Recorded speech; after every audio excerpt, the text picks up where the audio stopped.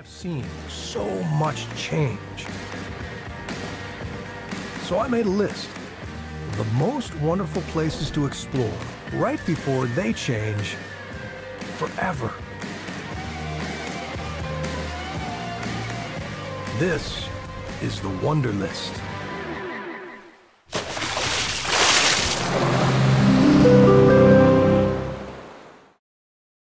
My blog is about a question, but most reporters are about like sports or the stock market or war or whatever. So how did that come about? I mean, I think it's very simpatico to what you're doing.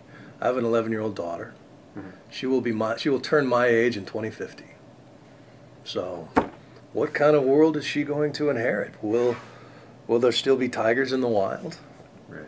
Will the Galapagos still be this wonderland we know it today? Will the Taj Mahal still be standing? Will there still be Alps to climb and ski?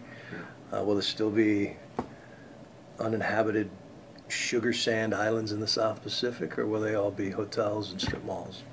Right. That was the basic nut. Everything is changing constantly, right.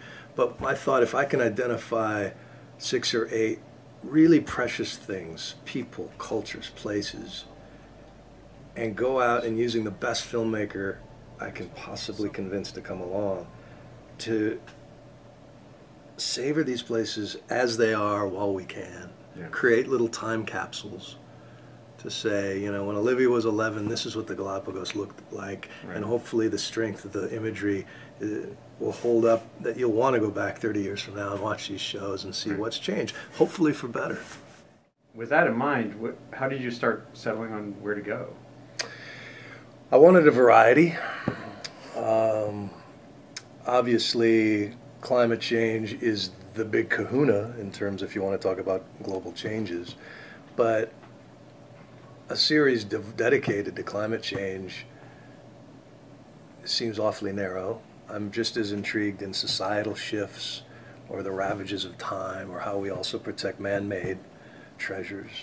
And so then it was a matter of variety. Sure. Right? We want to be in the snow, so what glaciers should we go look at? What beach communities? I want to talk about extinction. Where's the best place to do that? Right. And then it was logistical. I had 10 story ideas in Africa. Yeah. We just couldn't get there in this season in the short time we had. So it was really casting a wide enough net to tell a lot of different kinds of stories, but with the same sort of adventurous, curious march. We hear a lot about woe is me kind of change. You know, half of what I write about is pretty dire. Yeah. But did you find, were you surprised by any kind of inspiring change? Like, were things going in the right direction? Or is this mostly, oh my God? Yeah.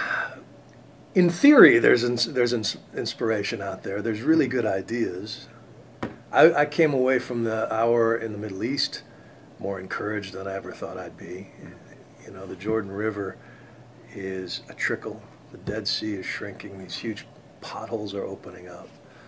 But water and water management, amazingly, is the one thing that Israelis and Jordanians, Palestinians and Syrians can agree on. A lot of time that's the only topic of conversation that's open, even in the worst of the fighting. So if there's a path to peace in the Middle East, it probably has something to do with water. Of course, we don't want to gloss over the downside. Which of these places do you feel most despair about? It's hard to look at India and think they're going to have the time and space to figure that out. What is it, a third the size of the continental United States with 4 times as many people? Yeah. You know, I went there and used the tiger as a way in to explore, the tiger in the Taj Mahal as a way to explore population at that level and the pressures that exist. And when you realize that a creature like a tiger, in order for the genetics to work, has to have free range, and the very reasonable fear these animals put into farmers, yeah, it's a big ask to get 300-400 million Indians on board with conservation when they're just worried about feeding their kids, you know. Yeah. So, but I also met some amazing warriors who are fighting that system and trying to figure it out through all of the messy democracy, the bureaucracy, the corruption that exists in places like that. If they can get one more wild animal back in the forest, that's a win that day. If you can move a couple coal-firing plants away from the Taj Mahal in a way that makes sense to preserve that token of love, that's a win. What do you think you want viewers to take away from this mostly?